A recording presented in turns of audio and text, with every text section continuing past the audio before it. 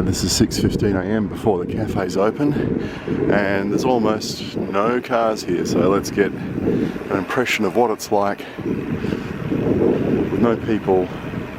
Oh, they're opening up, and not much in the way of cars. Oh, yeah, some nice looking cafes there, very fancy looking.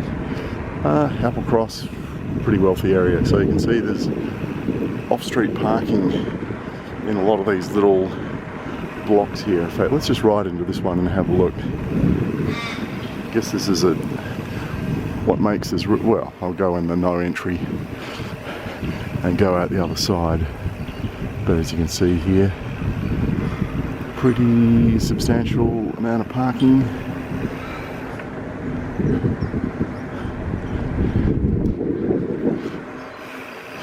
And notice how it's all bricked. The whole thing through here is bricked except for these concrete, okay, this part's not bricked, but it's in red.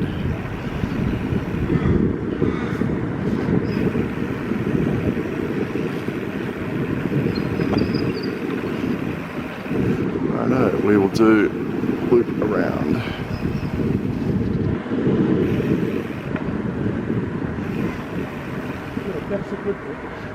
He's got his recumbent. See more parking in there. Let's just duck into this one.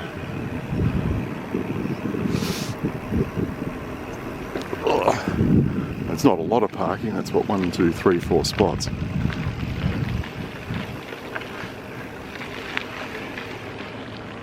Amazing how much space gets given over to vehicles that could have been given over to more shops and cafes and other stuff.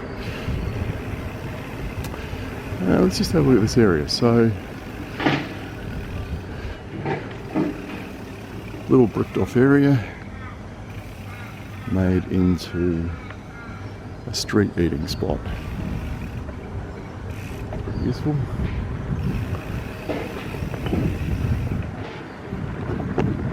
Two-hour parking.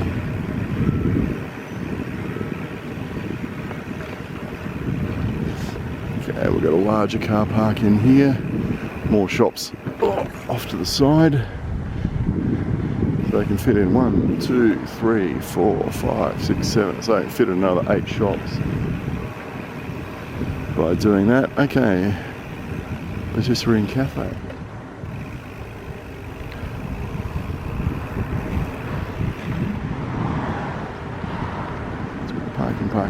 Parking.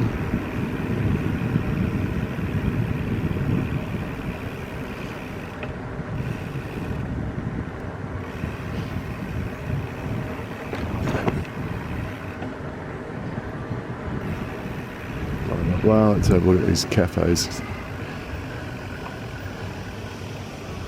Where would I park my bike?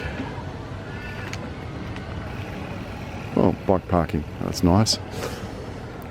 Given they get heaps of cyclists, probably not enough. Oh no, there's more bike parking over there.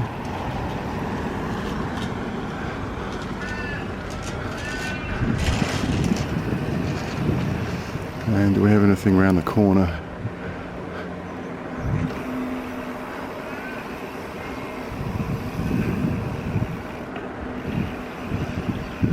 Let's have another look at Applecross, but this time let's do it at just before 10 a.m. in the morning.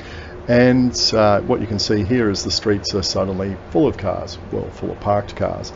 It's a very popular hangout. I haven't stopped and looked at these cafes because they always look so full. It seems to be impossible to get a table. But one thing you might notice through here is how slow the traffic is moving. Drivers are not in a big hurry. There's lots and lots of parking. There's a fair bit of traffic going to and fro the area, and obviously for all these drivers to get here with all this parking in those side lots that we looked at and all this angled parking on the street, there clearly had to be an awful lot of traffic or vehicle movements to get all these cars here and to get them out again. And also it's only 2-hour parking, so obviously there's going to be quite a bit of turnover through the day. But people aren't screaming through here like their hair's on fire. They're just, going through casually. People cross the road, they stop, wave, that kind of thing. And I think this is one of the reasons why it's successful.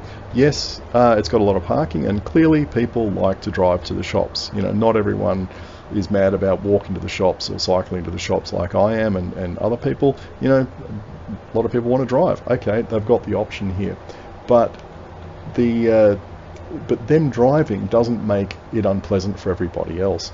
By that I mean there's not a lot of traffic noise. When I was cycling through here, I could hear people talking in the cafes because the cars were moving so slowly.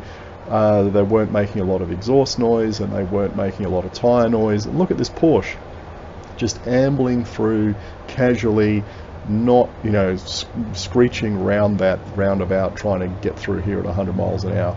And I do think that's one reason why Five Dock is a complete failure as a shopping area. It's because of the volume of the traffic and how fast it's moving or trying to move. It makes it very unpleasant to try and park when you've got, you know, people kind of on top of you trying to get past and beeping and all the rest of it.